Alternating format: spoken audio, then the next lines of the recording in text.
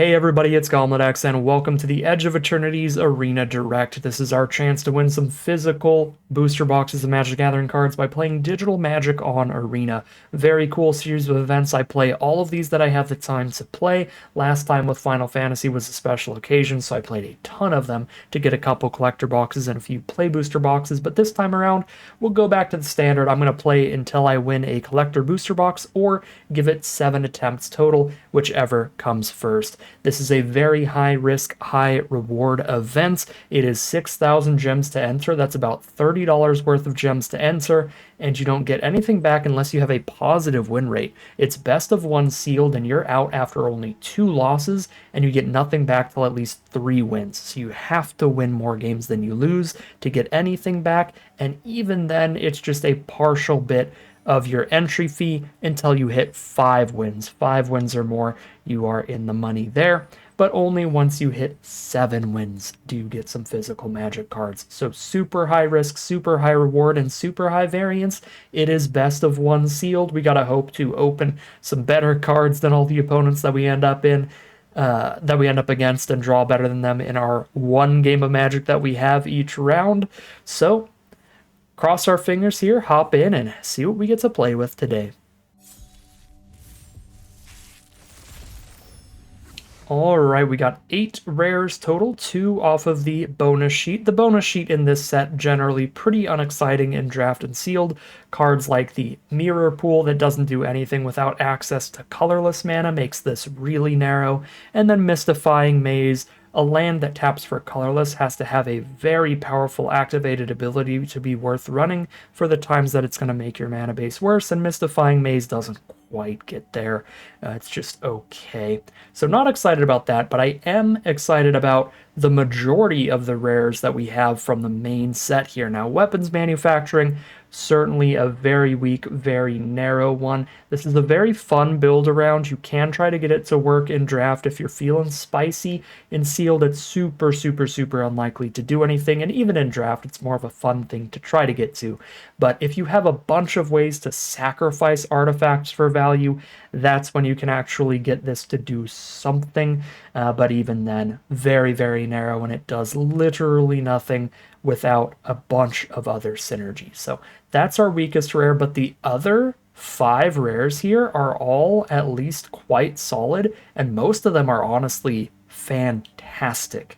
We'll start with the biggest bangers here, I guess. Ouroboros is one of the best mythics in the set. I haven't played with or against this card a single time, but it's so easy to just read the stat line of this card and be like, oh yeah, that's an absolute banger. It's a 4-mana 1/3. It's not very big, but the text box here is what is really insane. At the beginning of combat on your turn, put X +1/+1 counters on each creature you control, where X is this creature's power.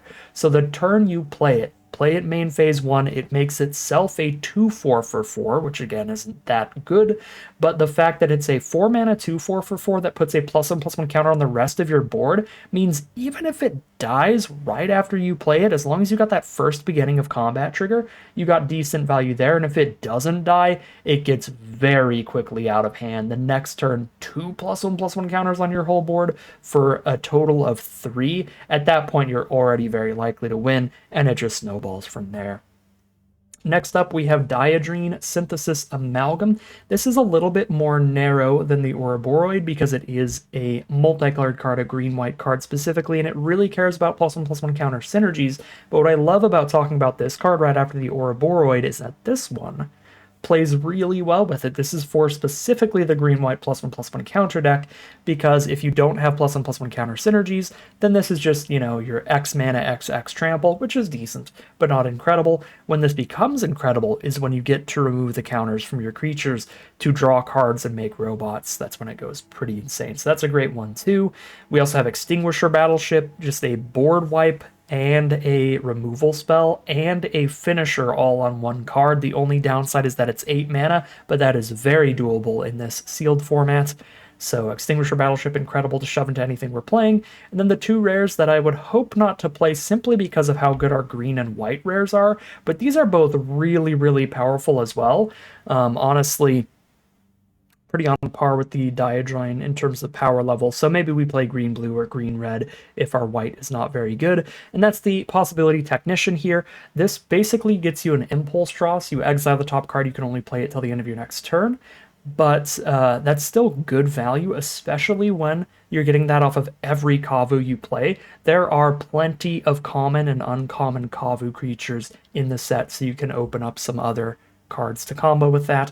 And then also consult the star charts. This is very simple, very self-explanatory, just a great draw spell out of blue. Look at the top X, where X is the number of lands you control, put 1 into your hand. For 2 mana at instant speed, if you have 3 lands on board, that's already Impulse. Look at the top 3, put 1 into your hand. That's a decent card draw spell right there, and it only gets better as the game goes on, especially when you kick it, and you get 2 cards out of the top X.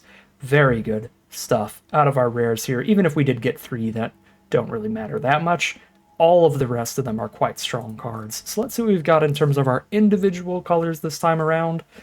Definitely preferring to end up in green if we can. We'll play Extinguisher Battleship in basically anything we build unless we are a hyper-aggressive deck. Certainly hoping we have some lander token production, and we do with a Scrap Bot at least to help get to that 8 mana, and we could play that in any color pair thanks to its colorless nature. Nutrient Block is also okay filler if I don't hit enough playables. Prefer not to play Command Bridge unless I do a lot of splashing. It's not the greatest fixing, but in this set you take what you can get, because the only fixing outside of the rares you might get off the bonus sheet or shock lands you could get at rare are Command Bridge and Lander tokens. That's pretty much it for colorless fixing.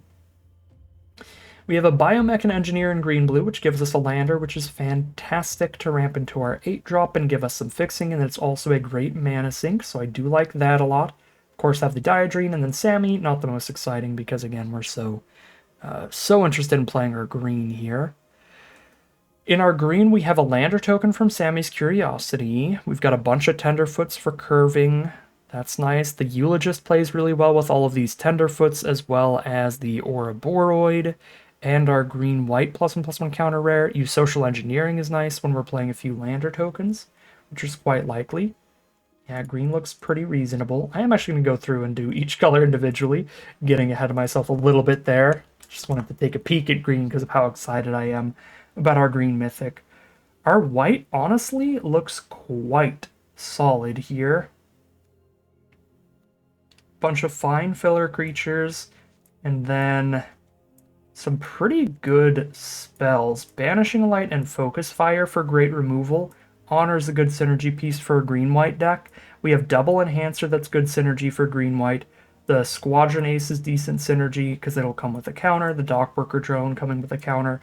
Really nice base to a green-white deck there. Out of blue, we do have that great green-blue uncommon to keep in mind. We have a great draw spell with Consult the Star Charts. The Cryogen Relic's also pretty good draw. Scanship's not bad. I could see some kind of Bant hybrid here with enough fixing off of lander tokens and maybe toying around with the Command Bridge.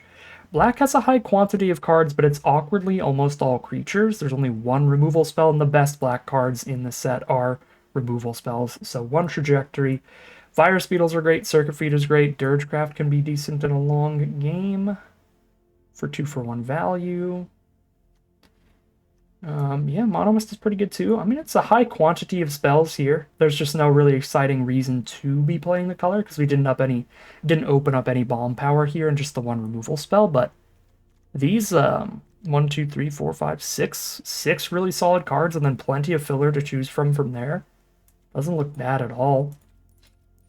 Red now. There's the Possibility Technician, Kavu rare, and tons of Kavu to go with it. This is a pretty lucky sealed pool for the Possibility Technician to become a really good card draw engine. We have Terra Pact Intimidator, Kov Landseeker, Vault Guard Trooper, and Coveron Skywarden for Kavu that will draw us extra cards if we have Possibility Technician on board. And again, that's the kind of card that even by itself is going to be drawing you a card by itself, which is really solid. And then reasonable removal, we have Invasive Maneuvers and Bombard. We have a little bit of ramp with Zookeeper Mechan, which I certainly like when we're trying to play our 8-drop. Nebula Dragon, when we've got a little bit of ramp, is going to be quite solid as well. Plus Sealed is a bit slower. I'm actually really into this red. I might be more into that than going green-white at the core. We go like green-red, splash the whites. I'm not the most excited about our blue because, um, or I guess despite the fact that we have Biomech and Engineer, like I really like the Biomech and Engineer, but the blue spells themselves, I mean, they're all just decent at best. I really like the synergy we have with that Cov here. I'm thinking green-red, splash in the white rare. It's an easy splash because we don't really want to play it so really late in the game anyway. I'll keep the Biomech and Engineer in here for now and see if there's any chance that we end up in some sort of really splashy deck. Maybe like green, blue, red, and then a tiny splash of white could be something. If we get enough landers. I don't think we have enough. I have 2 command beacons, or command stations, or whatever they're called. Commander bridge. Okay, Intimidator, we can't count on that making lander tokens. When our opponent has efficient removal in their hand, they're just going to make it a 4/3 and then kill it. But Landseeker will always make a lander. Engineer and Curiosity, that's 3 lander tokens. And again, those 2 command lands. Certainly play the Battleship in the scrap bot. We didn't open up any non-lander token fixing either out of the green. We didn't get the 1 mana green creature that can tap for a mana of any color. Didn't get the 3 mana card that sacks something and pulls out 2 lands from your deck. I'm not liking our fixing too much here. It's really reliant on command bridges, I think. I feel that I may have to give up on Biomech and Engineer here and just splash in Diadrine and maybe a little removal. Definitely have to cut a little bit of this top end. Not in love with Sawship, that's for sure. Wish I had a little bit better lander production. I don't love having to rely on like Sammy's Curiosity here. Not getting any of the 3 mana 3/3 that comes in with a lander token is definitely a bit of a bummer for this sealed pool. I have 9 2-drops right now. Probably don't need 5 Intrepid Tenderfoot. Weird sealed pool in terms of the commons for sure. 5 Tenderfoot, 0 Galactic Wayfarer, RIP right there. Still feel Pull Through the Web is generally a really slow card, which again can be doable in sealed, but we also have 0 self-mill. We don't even have a Surveilling in this deck. So this is just going to pick up 2 non-land permanents very late in the game. We're not milling anything to pick up, and we're certainly not ending up with lands in graveyard to return. We don't even have like the discard a card, draw a card kind of red draw spells. So there's very few ways to work with this card. So I feel like cutting that and just like 2 Tenderfoots makes sense. Still have 3 of them at that point. So it looks like a very reasonable deck. Green, red, splash the white. Tons of Kavu in here to get the possibility Technician to just be insane if they don't kill it. This is better than an Impulse Draw as well. I think this is the first time I've actually gotten to play with this card. You actually get to just play it as long as you still have a Kavu, period.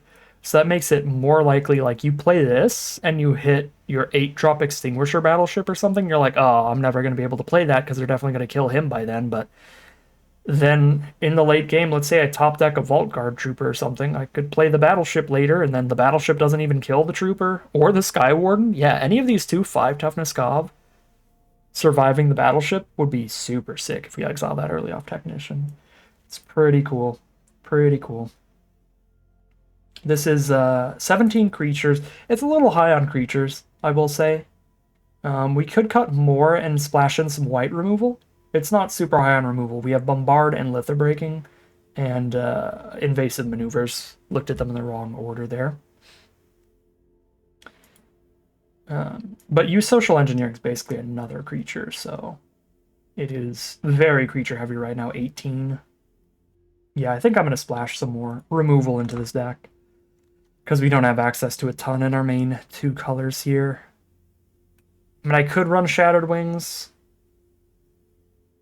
but does not help kill beefy, fleshy creatures. I mean, Banishing Light is way more flexible than Shattered Wings because it can blow up anything a Shattered Wings can and more. The only issue is that we won't be able to cast it all the time.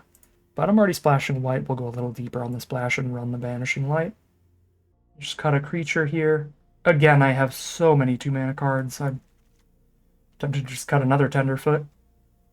My artifact count is not great for the Pangolin, so that's an option as well. But anytime I get a random artifact or lander token, it's way more efficient to put the counter on it than the Tenderfoot. I think the most important part is probably the first +1/+1 counter, so that we could trigger cards like Eulogist and Diadrine if we draw them later. There are 6 artifacts in this deck, as well as 2 non-artifact lander token producers. 3 if you count the Intimidator, but again, that's going to be a 4/3 a lot of the time. This makes artifacts as well, the Engineering. So it's at least like 10 artifacts. Yeah, I'll play a Pangolin over a 3rd Tenderfoot. Open 5 Tenderfoot. Play 2. Cool. This looks super reasonable to me. It's very close to the best deck we could build here, even if it's not quite there. Don't think I want to splash in like Focus Fire or Emergency Eject.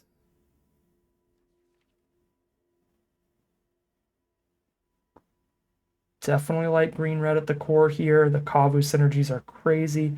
Great value with Technician. Decent removal from playing the color as well. Certainly prefer that over the blue. As much as I love me an Engineer. We also get Ramp in the color. Cheap Intimidator. Yeah, I like this. I am happy to lock it in here, so let's get our mana base all ready for us. We have 12 red cards, 8 green, and 2 white. That's how much I liked the red here, is that we're actually playing more red than green, which is a little surprising. Currently on a 7-6-2 split with 2 of anything with the command bridge. I have a few lander tokens. Only 2 cards that need white mana, and both of them will still be valuable late in the game. So I feel like playing just a single plains to tutor off of landers to get deeper on our main colors, which are red and green. Could go 7-7 split, or I can go 8-6. I think despite being 4 cards deep into red, I still kind of want to just go 7-7 here. I mean, for the early Sammy's Curiosity, it is important to have early green. But that is the only green piece of fixing we actually have. Our other fixing is colorless or red, surprisingly. Maybe it isn't crazy to go 8-6 here. Sure, we'll go 8-6. And that'll be, because of the double command bridge, that's still 8 green sources, 10 red, and 3 white. Looks good to me. We will lock it up here, call it a deck, hop into the gameplay, and see how it does. Alright, this is a very spicy keep for game 1. Turn 1 Sammy's Curiosity to guarantee the lander token to get to white mana. And we have the splash in our hand, and everything else costs 3 or less. This looks really good. Do I curve for now and save this for later? I think I just curve for now, honestly.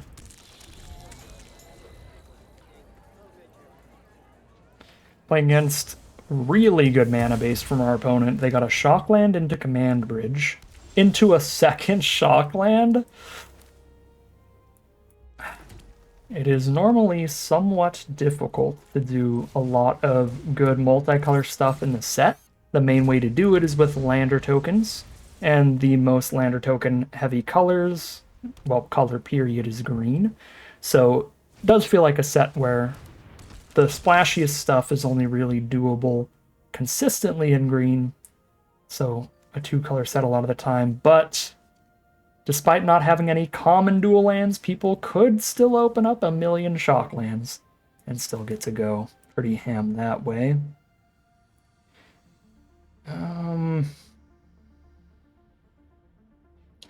Bombard the heavy, ramp, or play a Eulogist are my options.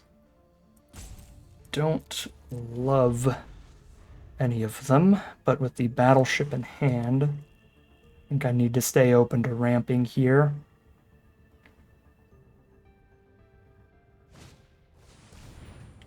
Peregrine Beckoner. They're going to give the heavy a buff to deal 5 to me this turn.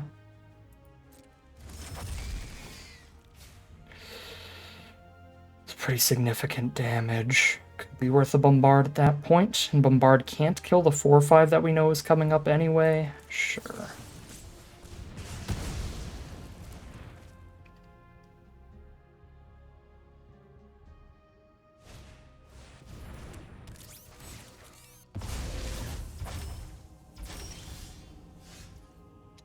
Not the greatest draw, but it does allow me to cast something and crack the lander in the same turn. And theoretically, if this game goes insanely long and Scrapper's still around, if we get any more lander tokens, we can just draw cards off of them.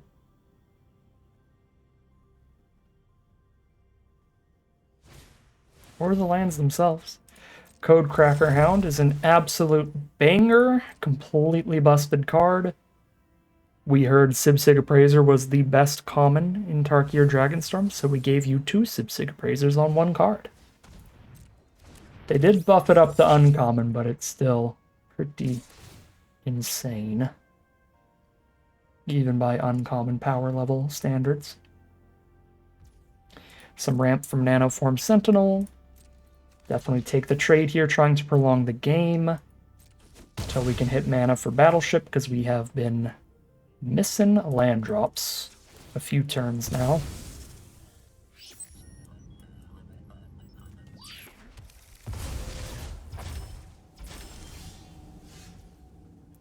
Uber-Robo.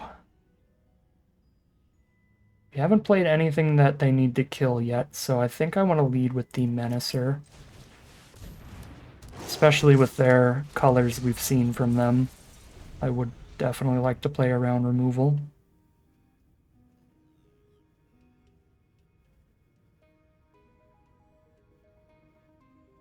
I'm still very interested in ramping, so getting the Lander token to crack next turn is enjoyable. Code Cracker Hound is back, this time fully hardcast instead of warped, so it will stick around. They can double block into the Landseeker. And whatever they drew was absolutely incredible, apparently, because they milled an All-Fate Stalker for it, so I feel I'm about to get bombed by the best card in their sealed pool, but we'll see soon enough. That is a profitable trade for me. Getting rid of the Death Toucher and the 2/1, stopping that from hitting anybody else. Just work my way to the Extinguisher Battleship, I think. Based on how they've played, we expect them to be playing something really scary really soon, so I also don't really want to run the Eulogist out if I'm just going to board wipe it away soon. Dual Sun Adepts. That's definitely scary. Double Striker they can make bigger with a lot of stuff. And then the Ostia Harmonist. That is terrifying, reanimating all their creatures from grave. They lose all their abilities, so it's just like I'll get a 3/4 this turn, then a 2/3 the turn after that, so on. But that's still a lot of power off of just the 1 card. We did top deck the land here, so I could just Battleship these away right now, since I have no other way to deal with the Ostia Harmonist. And honestly, I don't mind that. The Double Striker is also a reasonable enough threat, so we can kill their Command Bridge too. That's so rude that it blows up lands.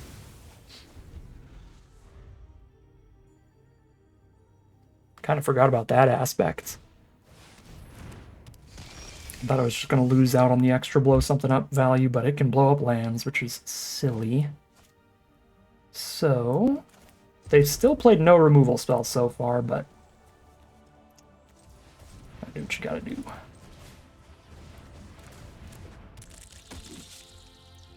If I play Diadrine, I could immediately hit them for 10 with Battleship. Miss out on a little bit of +1/+1 counter nonsense. Actually, no, I could do that all.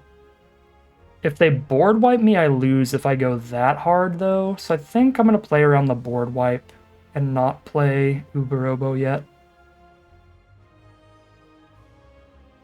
Well, beginning of combat. This is a sorcery speed. Yeah, I won't be able to attack with Battleship unless I play the bigger creature first here.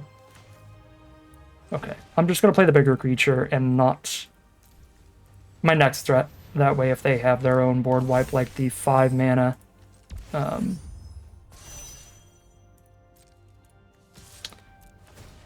thing.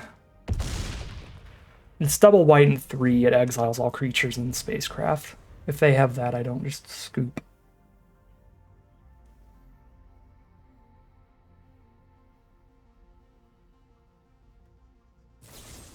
Okay, 1 removal spell against the battleship. They're back up to 13 with only 1 mana up. They do not currently have a board wipe, or they would have cast it there.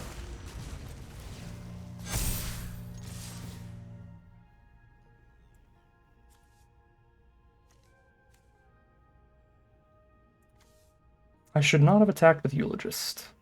I got a little overexcited, but I guess I trigger Void this way, which is something. Yeah, since Eulogist is going to die anyway, definitely remove the counter from it. Okay.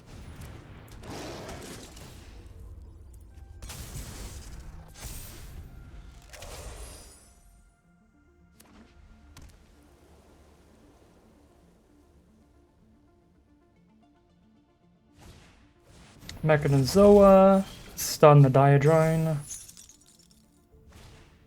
Decode transmissions, draw 2, make me lose 2. They have only 1 blocker up. They take lethal on board to Uberobo's trigger.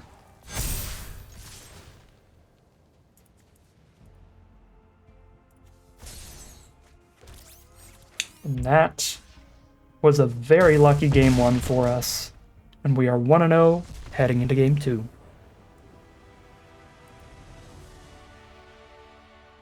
Yeah, that's how you win an Arena Direct. If we just keep drawing all 3 rares. I have more than 3 rares in this deck, but if we keep drawing at least 3 rares in every game from now on, we'll be unbeatable. Game number 2, that early Sammy's Curiosity ramp again. Early removal with Invasive Maneuvers and Possibility Technician for some card draw. This card's so dumb. I didn't even realize it has Warp 2, so you draw 2 cards off of this by itself if they don't kill it in time? Wow, wow, wow. That is silly.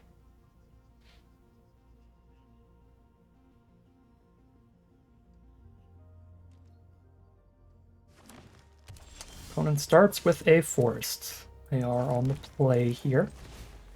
We'll lead with Sammy's Curiosity. Turn 2, I either Warp Technician or cast Invasive Maneuvers. Command Bridge can make sure that we... the Lander token can make sure that the Command Bridge is playable here if we want to do that instead. Starfield Shepherd is the play, picking up a Gene Pollinator for ramp. But I think I'm warping.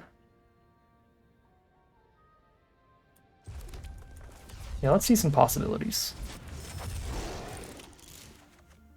You social engineering. That's an interesting one. Because I don't believe we can warp from exile. No, so I have to wait till I have 5 extra mana for that one. It's actually quite awkward.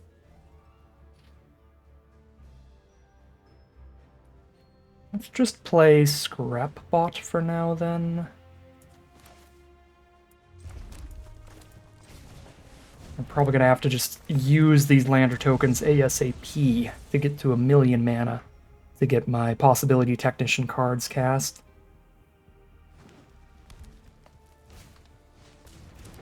There's Gene Pollinator now. They're going to double spell for 4 damage. There's Terra Symbiosis, which is pretty threatening if they get any +1/+1 counter synergies. Drawing potentially limitless amounts of cards.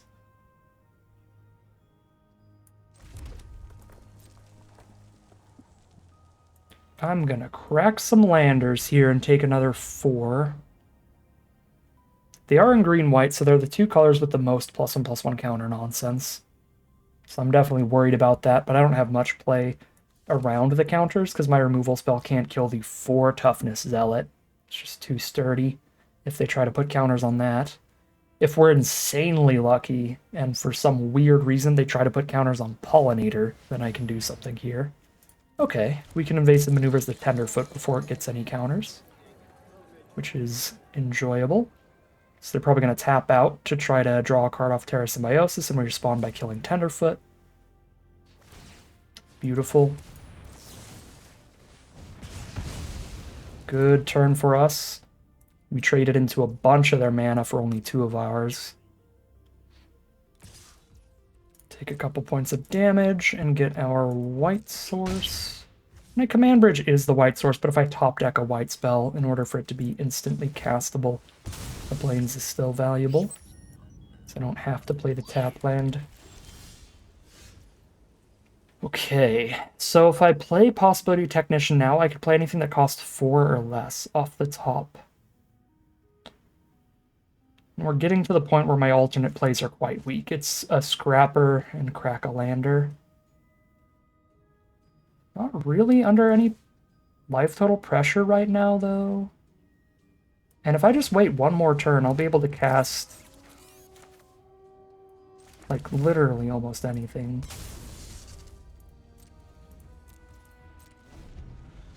Because 1, 2, 3, 4, 5, 6, 7, 8, anything that costs 5 or less, everything except Extinguisher Battleship and Nebula Dragon will now be castable after playing Technician. And then the worst case scenario is that we just play the Social Engineering we have in exile. If Technician just hits like a land or something here.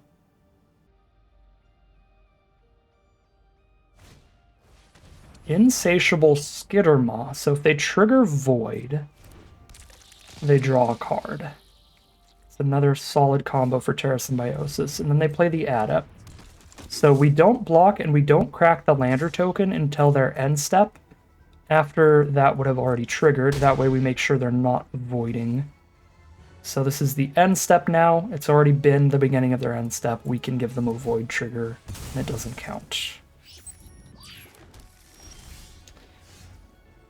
A little bit of flood here. See if we had anything for 5 or less off Technician, or if we're just playing Social Engineering. Did hit a Litho Breaking. Wow, that's actually real on this board. I lose Scrapbot and Scrapper, but that feels worth it.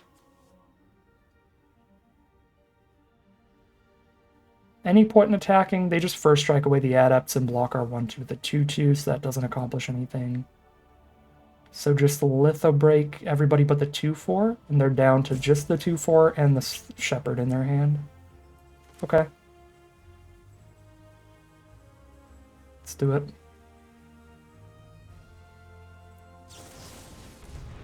And I can sack the Scrapper since it's going to die anyway to keep the Lander.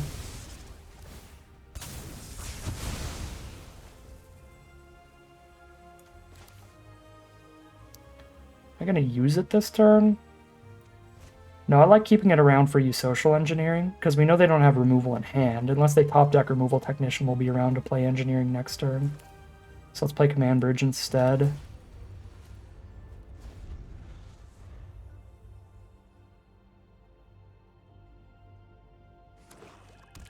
They top deck a Swamp, so they found their splash naturally now.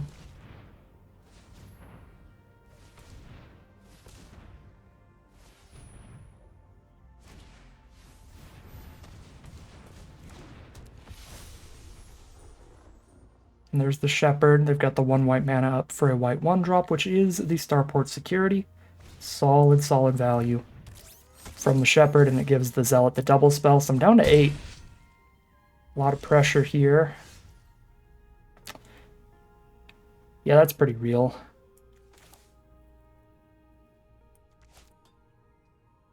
It's a little greedy to wait a turn.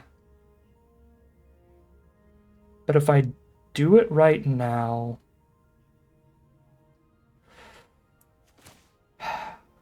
The problem with doing it right now is then Technician's dead and I can't play Engineering.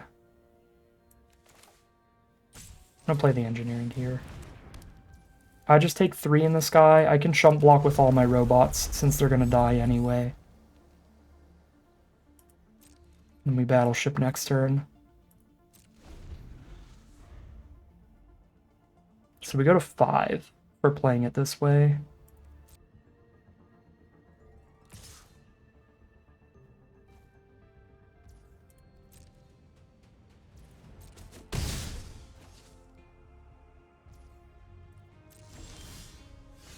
Pangling. So battleship, land, cracklander is the play.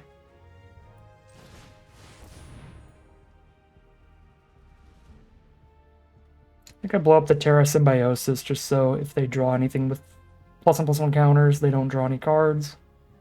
I could blow up the swamp. It's also reasonable. They were playing a 3-mana black spell, so they have some early black plays in their deck. So it's close between Symbiosis and Swamp, but I think Symbiosis could go really, really poorly for me if they draw something that works really well with it. Like, if they draw the X mana, put X +1/+1 counters on this creature uncommon, that'd be disgusting. Ah, they top-decked an Indestructible trick for the Shepherd. That's also pretty nasty. That's gonna kill me really quickly here. Okay. So I need the battleship up as a blocker as soon as humanly possible. Which is not yet. It's gonna need another turn. Sadly. So we go to 2. But they're playing off the top. We have a 10/10 flying trample, 3 2/2s. Sorry, a 3/3 and 2 2/2s. And every land we draw is another 2/2 that makes our pangolin bigger. So every draw in our deck is good. That's absurd. What are you gonna do? I mean, obviously we took some extra damage early for extra value, but I think it was incredibly valuable and important to set up the use social engineering to have post-board wipe. So I think that was worth the extra life lost there. We definitely didn't want to void trigger early to give them the card draw, so that was worth the damage there. I mean, I think I played that out right. We just got really unlucky with that top deck from our opponent. Like, what are you going to do? If they draw a land or, like, any creature, then we very, very quickly take the game over from there. Because, yeah, next turn, play a land. That's a 2/2 robot and a +1/+1 counter on Pangolin. Crack this, another 2/2 robot, another counter on Pangolin.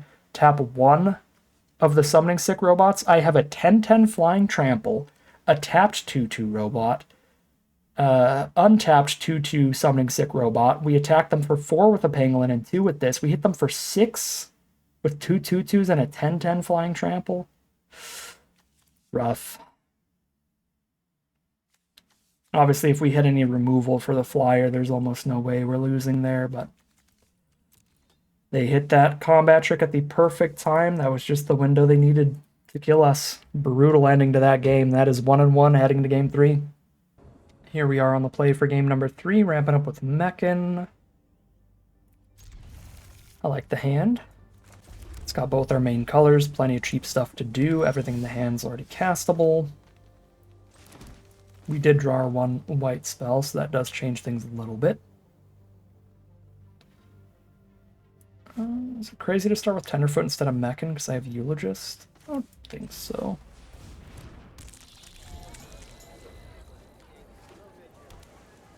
Green-blue. Some Simic goodness from this opponent. And it really is Simic goodness. They start this game with the Bomb Flyer, turn somebody into a 3/3 every time they landfall, so a 2-mana 3/3 flyer. At worst, once they get to 6 lands, they get to keep turning things into 6/6s while they beat in. Extra mana doesn't help me do anything about the Imago. I specifically need the white source, so I again don't really get much value off the ramp. So let's just get our 2/2 warp value off of engineering. Start taking 3 a turn in the sky.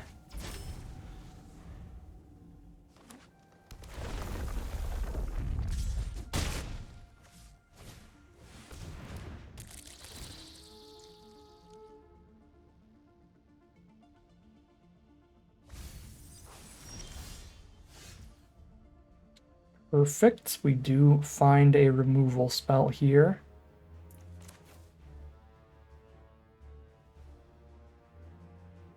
Just kill that while they're tapped out. Pass holding up the blockers for the 4-2. I do not want to take that to the face.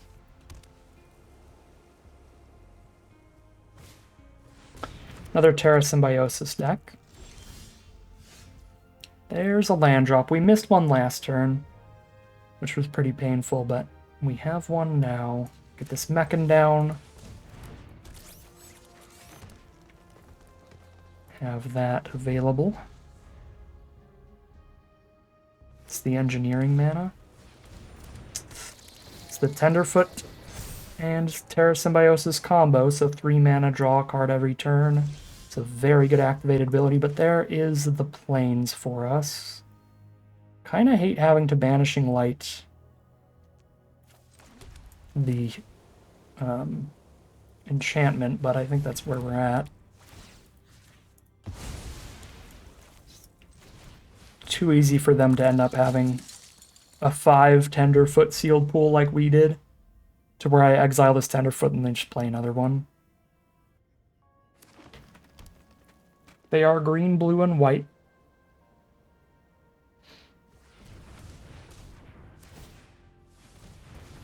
Just keep loading up the Tenderfoot. Come on in, welcome to my face.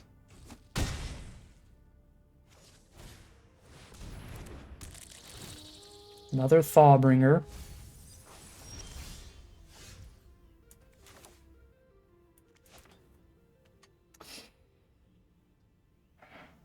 I don't want to run out the use Social Engineering. Go for a wide board rather than a tall one, seeing as they haven't cast any removal yet.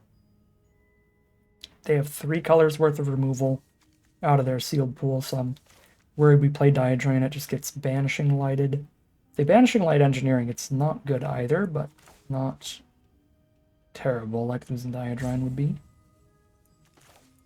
Yeah, let's get the Engineering going.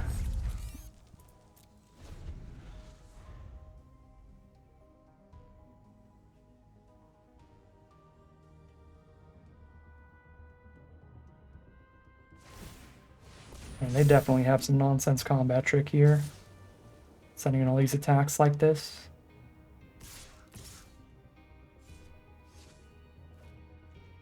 I was going to say, is it something that buffs the whole board? That'd be super bad. What creatures don't matter that much? The 2/2 robot. Tenderfoot with a Eulogist on board is important, but it's unlikely to actually connect. But it's also valuable with Diadrain. Think I can do this and get the removal or combat trick out of their hand here. Yeah, this is reasonable. It's obviously not great, but I certainly can't just take 5 here. Landseeker. A fan of that. That's a 4/3 and a 2/2 robot. Thanks to you, Social Engineering.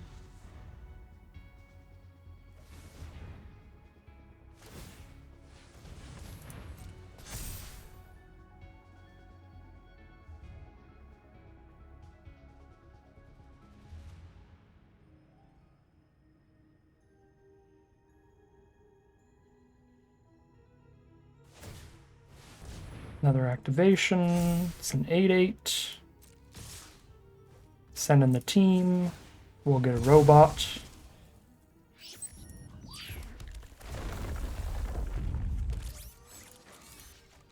One of these Thawbringers is certainly getting saved by some sort of trick.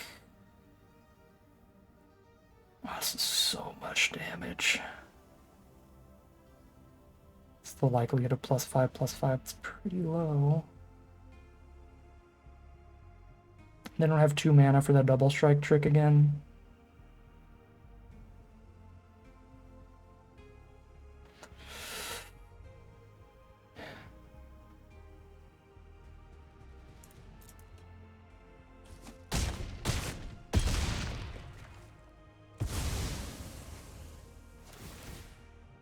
Might have been better to lose Landseeker into a Thawbringer, so I could try to get Tenderfoot card draw going.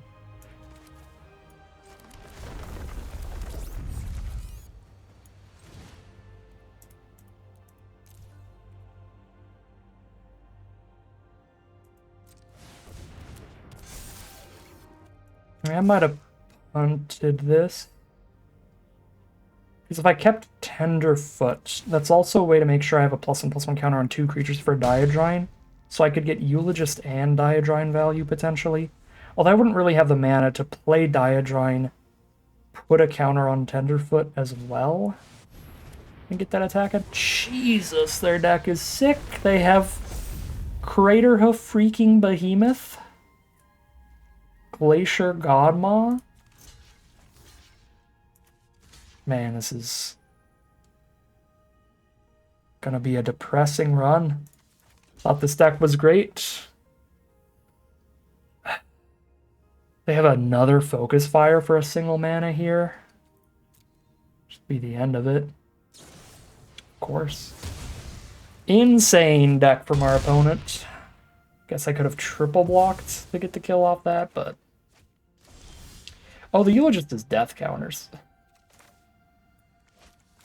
Totally forgot how that worked, but this game was a loss either way.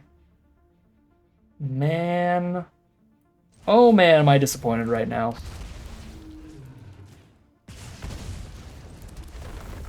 This was a good deck. I don't think this game was super winnable, however we played it. Last game was the most disappointing one, though. I mean, they just top-decked solid gold.